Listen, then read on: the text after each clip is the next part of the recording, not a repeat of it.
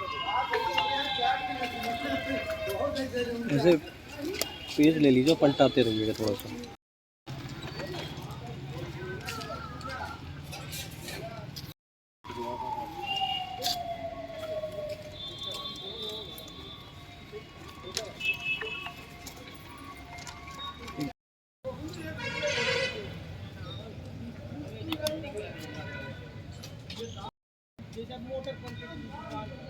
Photo खींचेगा video.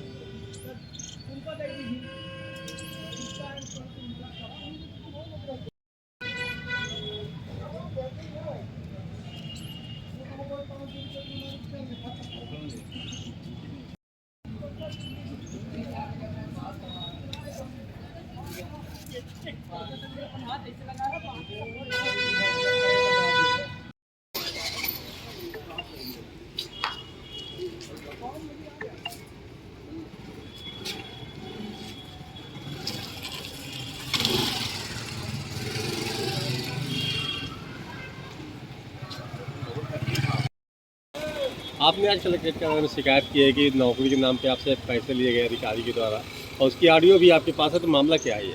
मामला ऐसा है सर कि यहाँ के जो डीपीसी हैं माननीय देवकरण मिश्रा जी, उनका हमारा परिचय 10 साल पहले था, पूर्व में।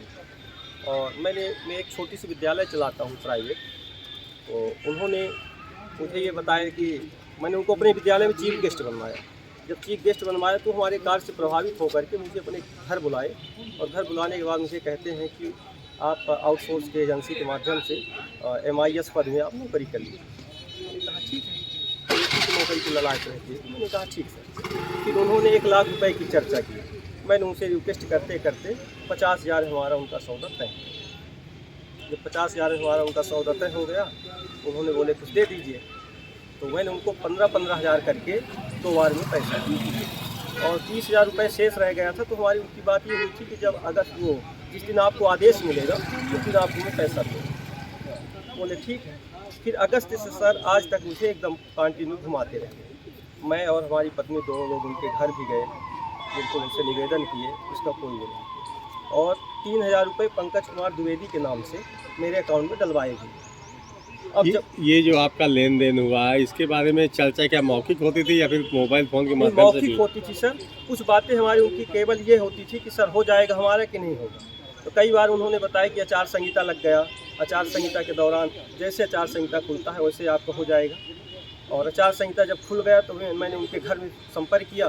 फिर उन्होंने बोले कि मैंने पैसे किसी साहब को दे दिया हूँ, वो जिस दिन आ जाएगा तो आपको पैसा चाहे रिटर्न कर दूंगा, फिर वो मैंने यह कि आपका काम हो जाएगा। फिर बोले कि मैं नोट शीट भी बढ़ा दिया हूँ, और नोट शीट मुझे दिखाए भी, उसमें माननीय सीओ साहब ने चर्चा लिखी है, उससे बताया कि आपने जो बातचीत की कुछ ऑडियो भी आप उपलब्ध करा रहे हैं, तो इस समय क्या आपसे लेन देन की बात हुई उनसे कुछ ऐसा? इस आइडियो से हमारी उनकी पैसा रिटर्न करने की चर्चा हो रही है। मतलब नौकरी नहीं मिली तो आप पैसा? हाँ, मेरा पैसा वापस कर दीजिए।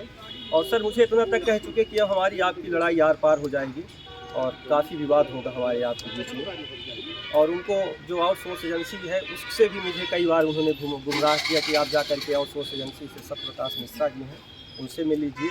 मैंने उनको बोल दिया हूँ, वो आज आपका दे देंगे। और हमारा साला यहाँ रहता है, मुझे पैसे देने के लिए साले से बोले कि मेरे अकाउंट में कैश नहीं है और भेज दीजिए किसी को। तो मैंने अपने साले को भेजा कि जा करके पैसा ले लीजिए। फिर वो फ़ोन किया तो एक बार फ़ोन उठाए, फिर दोबारा जब टाइम दिए थे पैसा वापस करने के लिए तब उन्होंने फ़ोन ही रिसीव करना बंद कर दिया। आपने जिस अधिकारी का नाम लिया है वो कहाँ पदस्थ है अभी, और वो कैसे? कलेक्ट्रेट में DPC कार्यालय। कलेक्ट्रेट DPC कार्यालय में। तो कलेक्टर मैम से आपने शिकायत की तो क्या अभी मैंने आवेदन दे करके पावती ले लिया हूँ। अभी कलेक्टर मैडम के पास पहुँची है, शिकायत नहीं पहुँची, अभी जानकारी दी। क्या नाम है आपका? चंद्रलोक मिश्रा। कहाँ के निवासी हैं? ग्राम सभावल, थाना पनवार, जिला रीवा। ये नौकरी कहाँ दे रहे थे आपको? ये चौथा विधानसभा और ब्लॉक MIS पद के लिए चौथा।